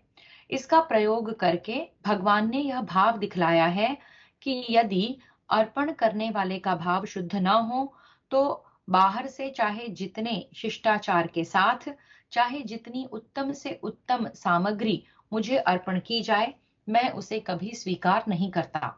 मैंने दुर्योधन का निमंत्रण अस्वीकार करके भाव शुद्ध होने के कारण विदुर के घर पर जाकर प्रेम पूर्वक भोजन किया। सुदामा के च्यूरों का बड़ी रुचि के साथ भोग लगाया। द्रौपदी की बटलोई में बचे हुए पत्ते को खाकर विश्व को तृप्त कर दिया। गजेंद्र द्वारा अर्पण किए हुए पुष्प को स्वयं वहां पहुंचकर स्वीकार किया। शबरी की कुटिया पर जाकर उसके दिए हुए फलों का भोग लगाया। रंतिदेव के जल को स्वीकार करके उसे कृतार्थ किया। इसी प्रकार प्रत्येक भक्त की प्रेम पूर्वक अर्पण की हुई वस्तुओं को मैं सहर्ष स्वीकार करता हूं। संबंध: यदि ऐसी ही बात है तो मुझे क्या करना चाहिए? इस जिज्ञासा पर भगवान अर्जुन को उसका कर्तव्य बतलाते हैं। यत्करोषि यदश्नासि यज्जुहोषि ददासि यत् यत्तपस्यसि कौन्तेय तत्कुरुष्व मदर्पणम्। हे अर्जुन, तू जो कर्म करता है, तू जो खाता है, तू जो हवन करता है, जो दान देता है और जो तप करता है, वह सब मेरे अर्पण कर। इससे भगवान ने सब प्रकार के कर्तव्य कर्मों का समाहार किया है। अभिप्राय यह है कि यज्ञ, दान और तप के अतिरिक्त जीवन का निर्वाह आदि के लिए किए जाने वाले वर्ण, आश्रम और लोक व्यवहार के कर्म तथा भगवान का भजन, ध्यान आदि जितने भी शास्त्रीय कर्म हैं, उन सब का समावेश यत्करोषि में शरीर पालन के निमित्त किए जाने वाले खान पान आदि कर्मों का, यदश्नासी में पूजन और हवन संबंधी समस्त कर्मों का, यज्जुहोषि में सेवा और दान संबंधी समस्त कर्मों का, यद्ददासी में और संयम तथा तप संबंधी समस्त कर्मों का समावेश यत्तपस्यसि में किया गया है। साधारण मनुष्य की उन कर्मों में ममता और आसक्ति होती है तथा वह उनमें फल की कामना रखता है। अतएव समस्त कर्मों में ममता, आसक्ति और फल की इच्छा का त्याग कर देना और यह समझना कि समस्त जगत भगवान का है।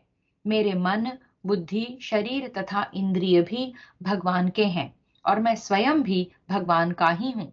इसलिए मेरे द्वारा जो कुछ भी यज्ञादि कर्म किए जाते हैं वे सब भगवान के ही हैं। कठपुतली को नचाने वाले सूत्रधार की भांति भगवान ही मुझसे यह सब कुछ करवा रहे हैं। मैं तो केवल निमित्त मात्र हूँ।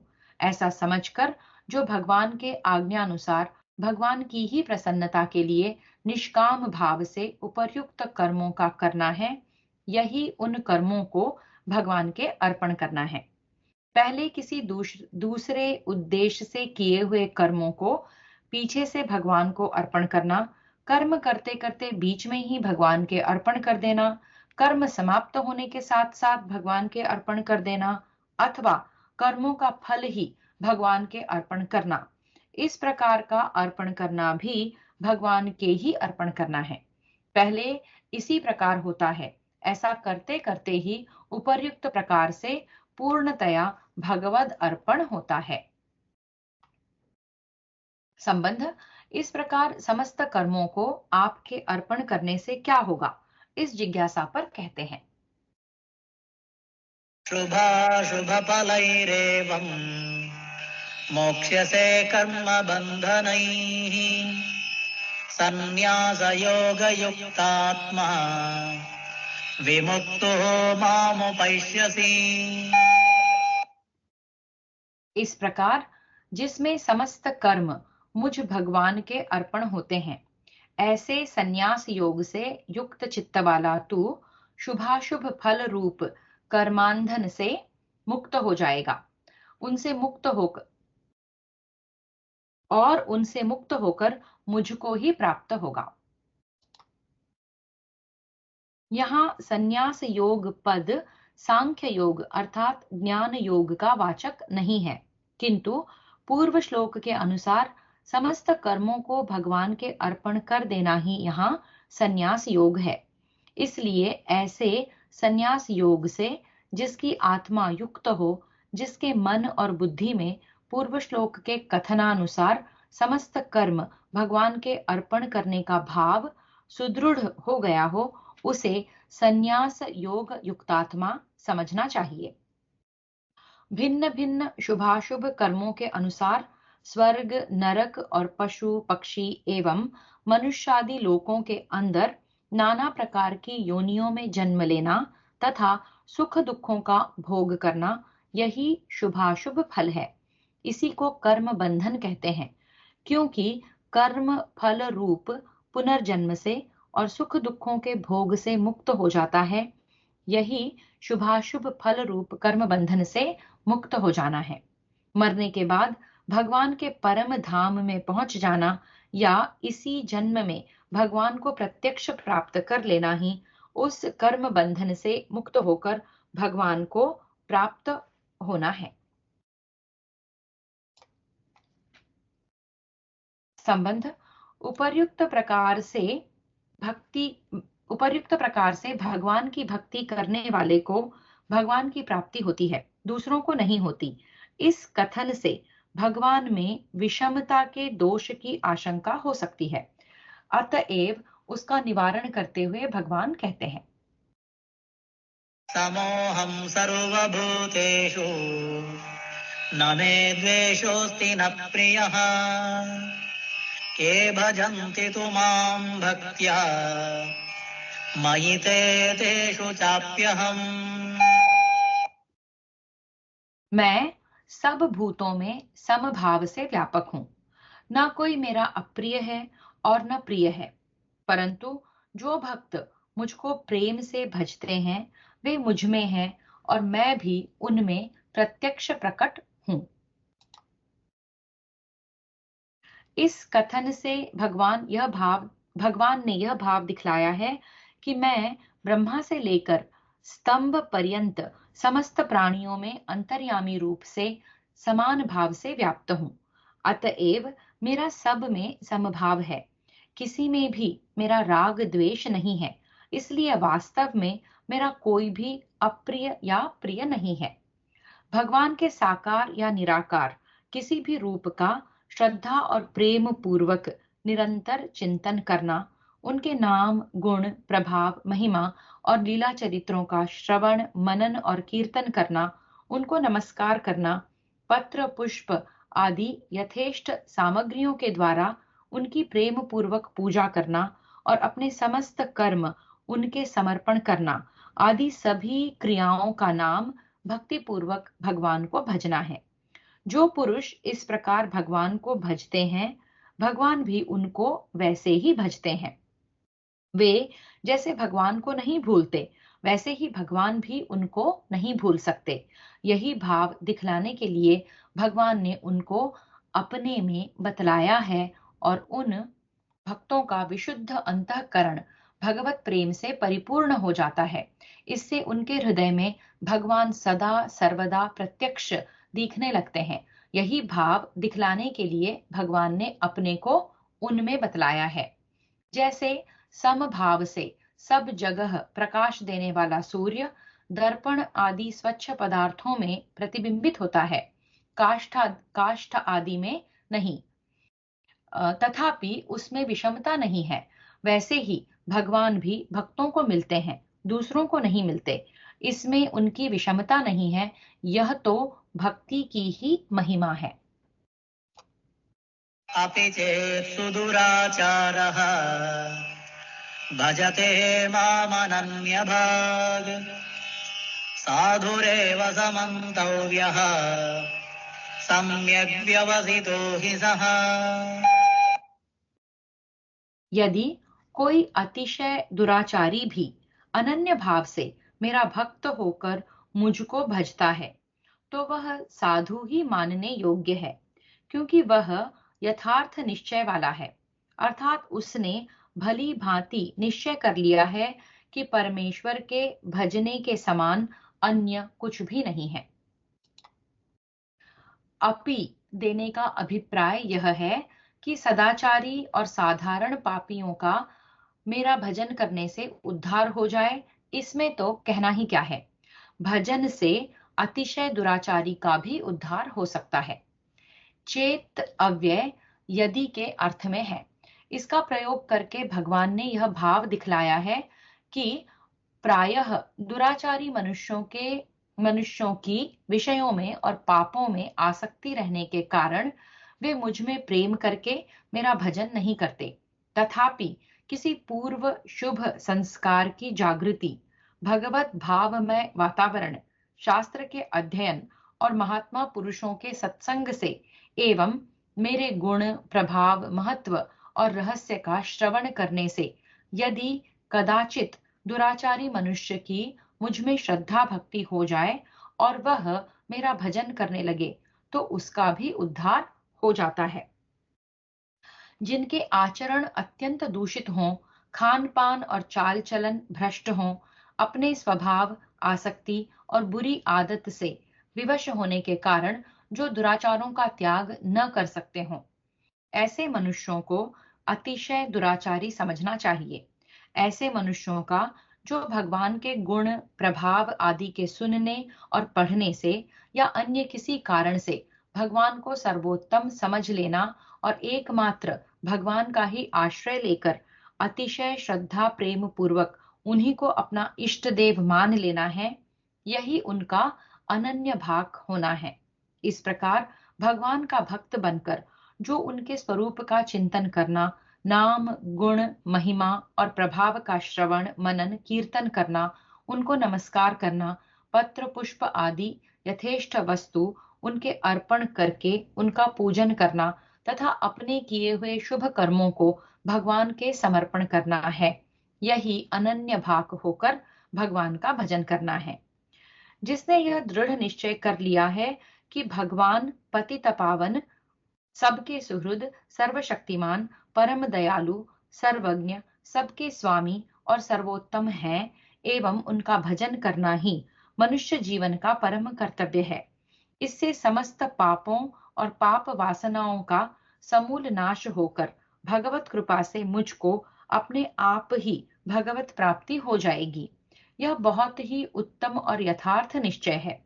भगवान कहते हैं कि जिसका ऐसा निश्चय है वह मेरा भक्त है और मेरी भक्ति के प्रताप से वह शीघ्र ही पूर्ण धर्मात्मा हो जाएगा। अतएव उसे पापी या दुष्ट न मानकर साधु ही मानना उचित है।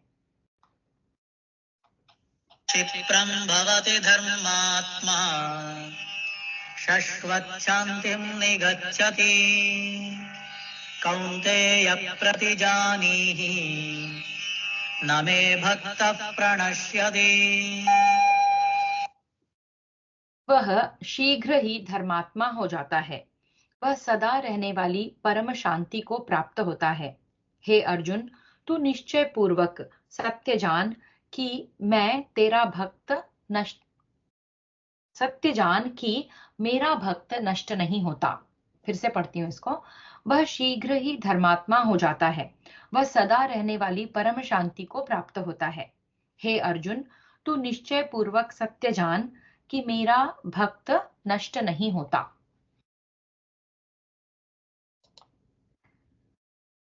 इसी जन्म में बहुत ही शीघ्र सब प्रकार के दुर्गुण और दुराचारों से रहित होकर गीता के 16वें अध्याय के पहले, दूसरे और तीसरे श्लोकों में वर्णित दैवी संपदा से युक्त हो जाना, अर्थात भगवान की प्राप्ति का पात्र बन जाना ही शीघ्र धर्मात्मा बन जाना है। और जो सदा रहने वाली शांति है, जिसकी एक बार प्राप्ति हो जाने पर फिर कभी अभाव नहीं होता, जिसे नैष्ठिकी शांति, निर्वाण परमा शांति और परमा शांति कहते हैं। परमेश्वर की प्राप्ति रूप उस शांति को प्राप्त हो जाना ही सदा रहने वाली परम शांति को प्राप्त होना है।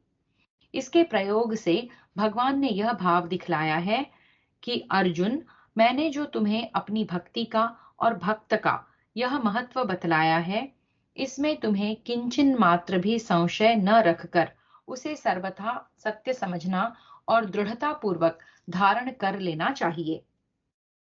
यहाँ भगवान के कहने का यह अभिप्राय है कि मेरे भक्त का क्रमशः उत्थान ही होता रहता है, पतन नहीं होता।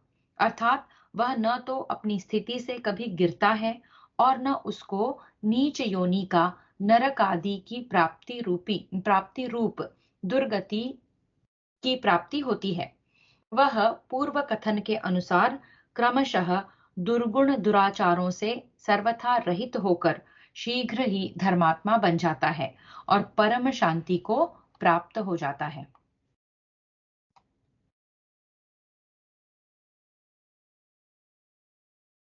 संबंध। अब 2 श्लोकों में भगवान अच्छी बुरी जाति के कारण होने वाली विषमता का अपने में अभाव दिखलाते हुए शरणागति रूप भक्त का महत्व प्रतिपादन करके अर्जुन को भजन करने की आज्ञा देते हैं। मां हि पार्थव्यपाश्रित्य केऽपि स्युः पापयोनयः स्त्रियो वैश्यास्तथा शूद्राः तेऽपि यान्ति परां गतिम्। हे अर्जुन, स्त्री, वैश्य, शूद्र तथा पाप योनि, चांडाल आदि जो कोई भी हों, वे भी मेरे शरण होकर परम गति को ही प्राप्त होते हैं। यहाँ अपि का 2 बार प्रयोग करके भगवान ने ऊंची नीची जाति के कारण होने वाली विषमता का अपने में सर्वथा अभाव दिखलाया है। भगवान के कथन का यहाँ यह अभिप्राय प्रतीत होता है कि ब्राह्मण और क्षत्रियों की अपेक्षा हीन समझे जाने वाले स्त्री, वैश्य, शूद्र एवं उनसे भी हीन समझे जाने वाले चांडाल आदि कोई भी हो, मेरी उनमें भेद बुद्धि नहीं है। मेरी शरण होकर जो कोई भी मुझको भजते हैं, उन्हीं को परम गति मिल जाती है। पूर्व जन्मों के पापों के कारण चांडाल आदि योनियों में उत्पन्न प्राणियों को पाप योनि माना गया है। इसके सिवा शास्त्रों के अनुसार हूण, भील, खस, यवन आदि म्लेच्छ जाति के मनुष्य भी पाप योनि ही माने जाते हैं। यहाँ पाप योनि शब्द इन्हीं सब का वाचक है। भगवान की भक्ति के लिए किसी जाति या वर्ण के लिए कोई रुकावट नहीं है, वहां तो शुद्ध प्रेम की आवश्यकता है। श्रीमद् भागवत में भी कहा है, हे उद्धव, संतों का परम प्रिय आत्मा रूप मैं एकमात्र श्रद्धा भक्ति से ही विभूषित होता हूँ। मेरी भक्ति जन्मतः चांडाल को भी पवित्र कर देती है। यहाँ पाप योनयः पद को स्त्री, वैश्य और शूद्र का विशेषण नहीं मानना चाहिए, क्योंकि वैश्यों की गणना द्विजों में ही की गई है। उनको वेद पढ़ने का और यज्ञादि वैदिक कर्मों के करने का शास्त्र में पूर्ण अधिकार दिया गया है।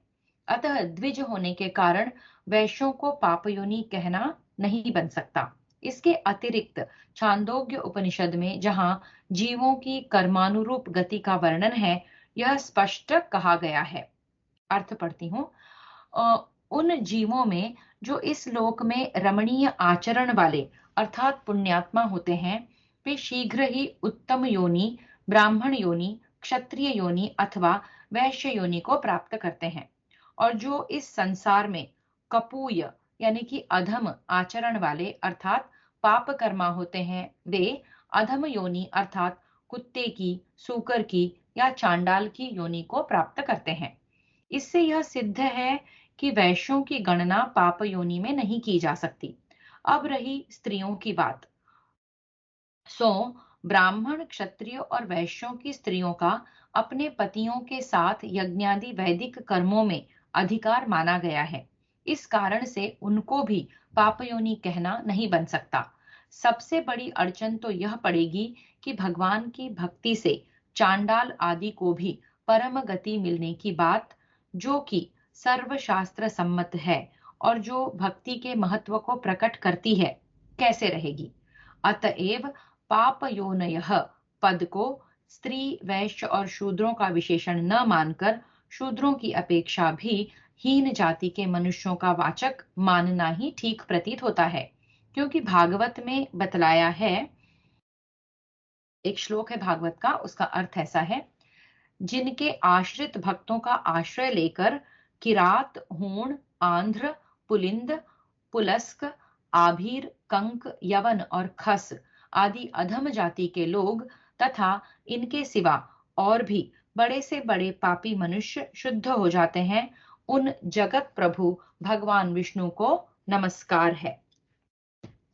भगवान पर पूर्ण विश्वास करके 34वें श्लोक के कथनानुसार प्रेम पूर्वक सब प्रकार से भगवान की शरण हो जाना अर्थात उनके प्रत्येक विधान में सदा संतुष्ट रहना, उनके नाम, रूप, गुण, लीला आदि का निरंतर श्रवण, कीर्तन और चिंतन करते रहना, उन्हीं को अपनी गति, भर्ता, प्रभु आदि मानना, श्रद्धा भक्ति पूर्वक उनका पूजन करना, उन्हें नमस्कार करना, उनकी आज्ञा का पालन करना और समस्त कर्म उन्हीं के समर्पण कर देना आदि भगवान की शरण होना है।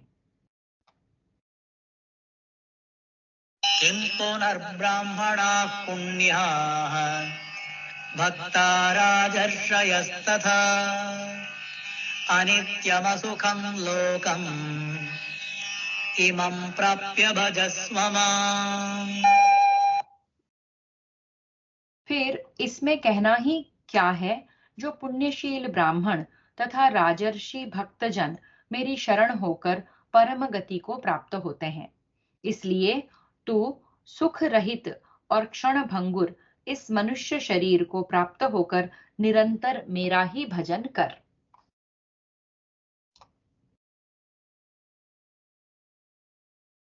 किम और पुनः का प्रयोग करके भगवान ने यह भाव दिखलाया है कि जब उपर्युक्त अत्यंत दुराचारी और चांडाल आदि नीच जाति के मनुष्य भी मेरा भजन करके परम गति को प्राप्त हो जाते हैं, तब फिर जिनके आचार व्यवहार और वर्ण अत्यंत उत्तम है, ऐसे मेरे भक्त पुण्यशील ब्राह्मण और राजर्षि लते मेरी शरण होकर परम गति को प्राप्त हो जाएं, इसमें तो कहना ही क्या है। भक्ताहा पद का संबंध ब्राह्मण और राजर्षि दोनों के ही साथ है, क्योंकि यहाँ भक्ति के ही कारण उनको परम गति की प्राप्ति बतलाई गई है। मनुष्य देह बहुत ही दुर्लभ है। यह बड़े पुण्य बल से और खास करके भगवान की कृपा से मिलता है, और मिलता है केवल भगवत प्राप्ति के लिए ही। इस शरीर को पाकर जो भगवत प्राप्ति के लिए साधन करता है, उसी का मनुष्य जीवन सफल होता है। जो इसमें सुख खोजता है, वह तो असली लाभ से वंचित ही रह जाता है, क्योंकि यह सर्वथा सुख रहित है। इसमें कहीं सुख का लेश भी नहीं है। जिन विषय भोगों के संबंध को मनुष्य सुख रूप समझता है, वह बार बार जन्म मृत्यु के चक्करों में डालने वाला होने के कारण वस्तुतः दुख रूप ही है। अतएव इसको सुख रूप न समझकर यह जिस उद्देश्य की सिद्धि के लिए मिला है, उस उद्देश्य को शीघ्र से शीघ्र प्राप्त कर लेना चाहिए, क्योंकि यह शरीर क्षणभंगुर है। पता नहीं किस क्षण इसका नाश हो जाए, इसलिए सावधान हो जाना चाहिए। न इसे सुख रूप समझकर विषयों में फंसना चाहिए और न इसे नित्य समझकर भजन में देर ही करनी चाहिए। कदाचित अपनी असावधानी में यह व्यर्थ ही नष्ट हो गया तो फिर सिवा पछताने के और कुछ भी उपाय हाथ में नहीं रह जाएगा। श्रुति कहती है, केनोपनिषद के अनुसार, यदि इस मनुष्य जन्म में परमात्मा को जान लिया तब तो ठीक है, यदि इसे इस जन्म में नहीं जाना तब तो बड़ी भारी हानि है। इसलिए भगवान कहते हैं कि ऐसे शरीर को पाकर नित्य निरंतर मेरा भजन ही करो, क्षण भर भी मुझे मत भूलो।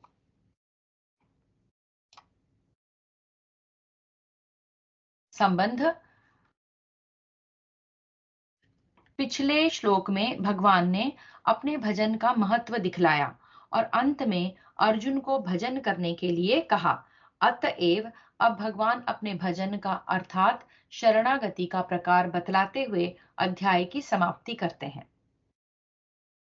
मन्मना भव मद्भक्तः मद्याजी मां नमस्कुरु मामे वैश्यसि युक्त्वैवम् आत्मानं मत्परायणः। मुझ में मन वाला हो, मेरा भक्त बन, मेरा पूजन करने वाला हो, मुझको प्रणाम कर, इस प्रकार आत्मा को मुझ में नियुक्त करके मेरे परायण होकर तू मुझको ही प्राप्त होगा। जिन परमेश्वर के सगुण, निर्गुण, निराकार, साकार आदि अनेक रूप हैं, जो विष्णु रूप से सबका पालन करते हैं, ब्रह्मा रूप से सबकी रचना करते हैं और रुद्र रूप से सबका संहार करते हैं, जो भगवान युग युग में मत्स्य, कच्छप, वराह, नृसिंह, श्रीराम, श्री कृष्ण आदि दिव्य रूपों में अवतीर्ण होकर जगत में विचित्र लीलाएं करते हैं, जो भक्तों की इच्छा के अनुसार विभिन्न रूपों में प्रकट होकर उनको अपनी शरण प्रदान करते हैं। उन समस्त जगत के कर्ता, हर्ता, विधाता, सर्वाधार, सर्वशक्तिमान, सर्वव्यापी, सर्वज्ञ, सर्वसुहृद, सर्वगुण संपन्न, परम पुरुषोत्तम समग्र भगवान का वाचक यहाँ माम पद है। भगवान ही सर्वशक्तिमान, सर्वज्ञ, सर्वलोक महेश्वर, सर्वातीत, सर्वमय, निर्गुण, सगुण, निराकार, साकार, सौंदर्य, माधुर्य, ऐश्वर्य के समुद्र और परम प्रेम स्वरूप हैं। इस प्रकार भगवान के गुण, प्रभाव, तत्व और रहस्य का यथार्थ परिचय हो जाने से जब साधक को यह निश्चय हो जाता है कि एकमात्र भगवान ही हमारे परम प्रेमास्पद हैं, तब जगत की किसी भी वस्तु में उसकी जरा भी रमणीय बुद्धि नहीं रह जाती। ऐसी अवस्था में संसार के किसी दुर्लभ से दुर्लभ भोग में भी उसके लिए कोई आकर्षण नहीं रहता। जब इस प्रकार की स्थिति हो जाती है, तब स्वाभाविक ही इस लोक और परलोक की समस्त वस्तुओं से उसका मन सर्वथा हट जाता है और वह अनन्य तथा परम प्रेम और श्रद्धा के साथ निरंतर भगवान का ही चिंतन करता रहता है। भगवान का यह प्रेम पूर्ण चिंतन ही उसके प्राणों का आधार होता है। वह क्षण मात्र की भी उनकी विस्मृति को सहन नहीं कर सकता। जिसकी ऐसी स्थिति हो जाती है, उसी को भगवान में मन वाला कहते हैं। भगवान ही परम गति हैं, वे ही एकमात्र भर्ता और स्वामी हैं, वे ही परम आश्रय और परम आत्मीय संरक्षक हैं। ऐसा मानकर उन्हीं पर निर्भर हो जाना, उनके प्रत्येक विधान में सदा ही संतुष्ट रहना, उन्हीं की आज्ञा का अनुसरण करना, भगवान के नाम, रूप, गुण, प्रभाव, लीला आदि के श्रवण, कीर्तन, स्मरण आदि में अपने मन, बुद्धि और इंद्रियों को निमग्न रखना और उन्हीं के प्रीति के लिए प्रत्येक कार्य करना, इसी का नाम भगवान का भक्त बनना है।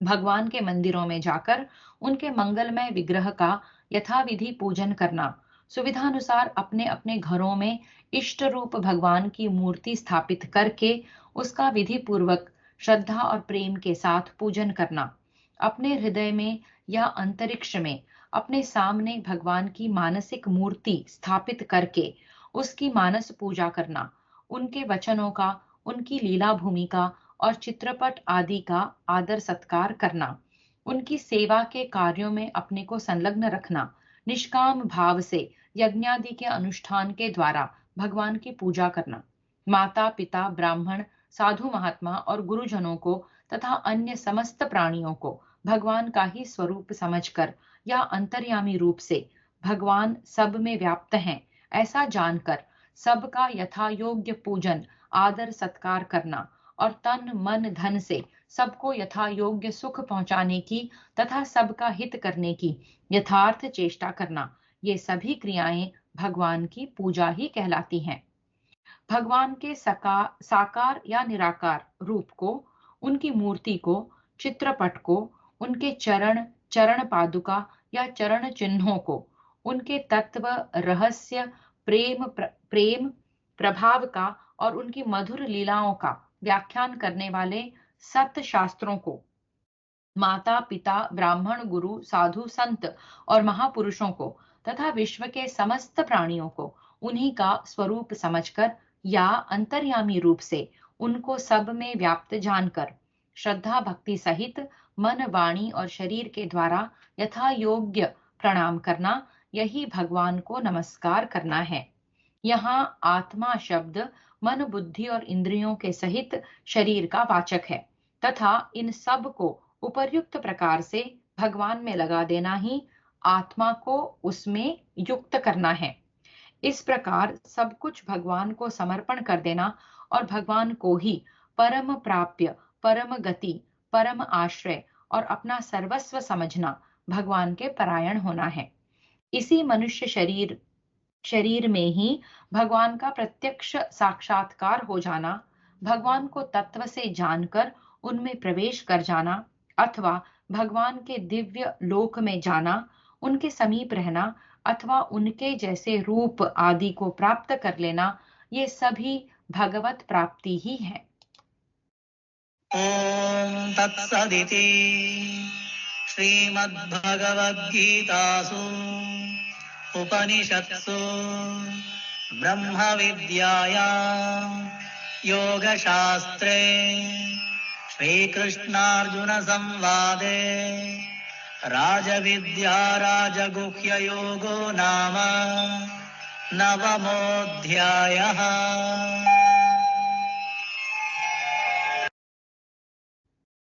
इस प्रकार श्री महाभारत भीष्म पर्व के श्रीमद् भगवद गीता पर्व के अंतर्गत ब्रह्म विद्या एवं योग शास्त्र रूप श्रीमद् भगवद गीतोपनिषद में श्री कृष्णार्जुन संवाद में राज विद्या राजगुह्य योग नामक 9वां अध्याय पूरा हुआ। भीष्म पर्व में 33वां अध्याय पूरा हुआ। हरि ओम तत्सत। श्री कृष्णार्पणमस्तु।